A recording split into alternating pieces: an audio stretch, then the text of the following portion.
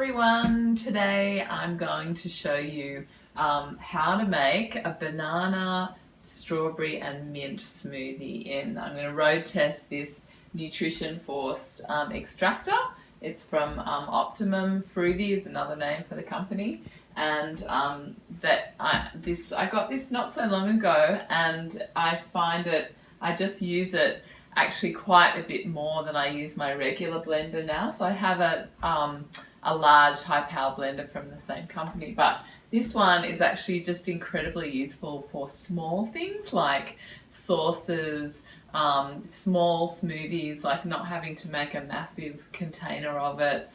It's really good for grinding nuts and seeds, which I'm also going to show you in a second. So I'll show you this particular recipe, which is so simple. So what I've got here, they actually have two canisters. So the smaller one is for grinding nuts and seeds, and the larger one is for smoothies. So I put about probably a cup and a half of water in there, and I'm just going to add a couple of bananas.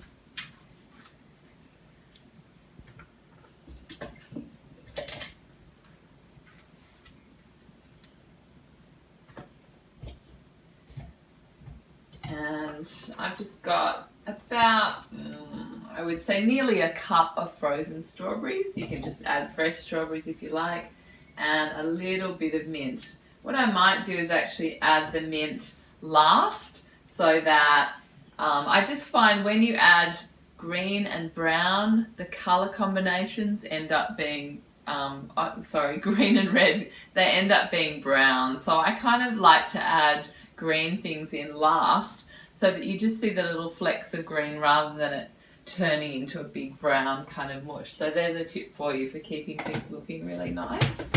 So if I just put the lid on, just make sure when you use this that you've got it screwed on really tightly, because I had a little accident recently where it wasn't on so tightly and it leaked into the container, and you don't want to do that because you don't want to damage the motor in any way. So you just twist it on like that, make sure it's on at the wall, and then it's got some buttons here. Very simple design, just pulse, on, off, and then low, high settings. So I'm just turning it to on. I'll start it off low, and then when it gets going I'll increase the speed.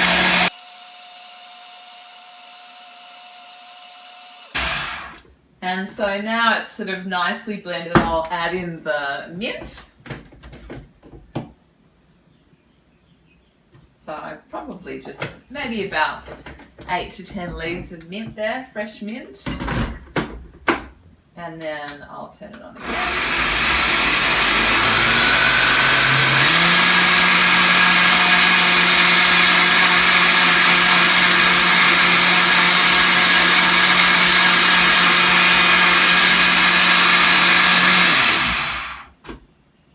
Okay, lovely. So now you probably can't see this from there, but it's got some nice green little flecks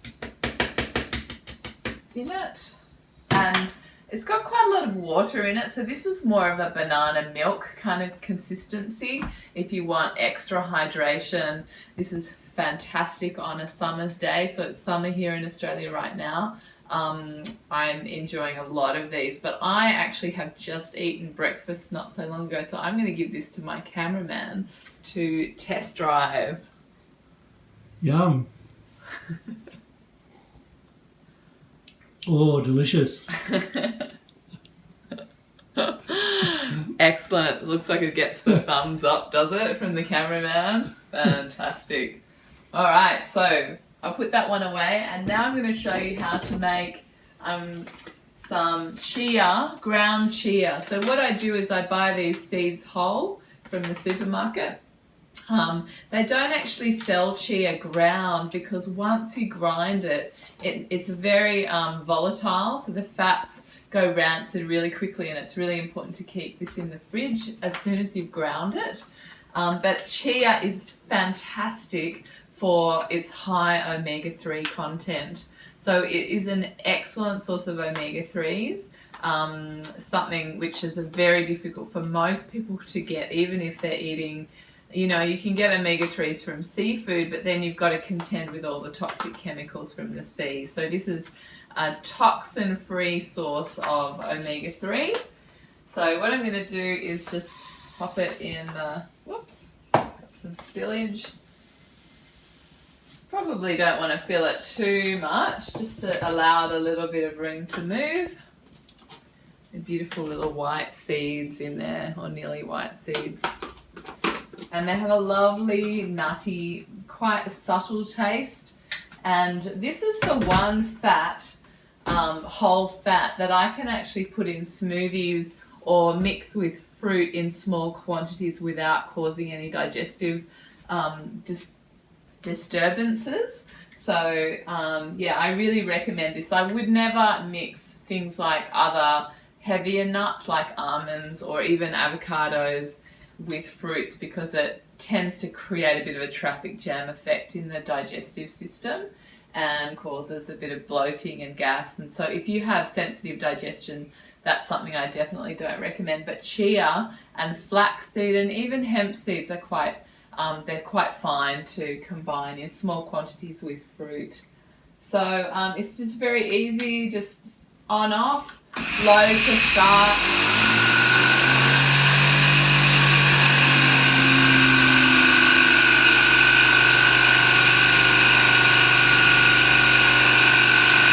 Now I set it up to high. I'm just going to give it a shake around just so it distributes it a bit more evenly. Just start it up again.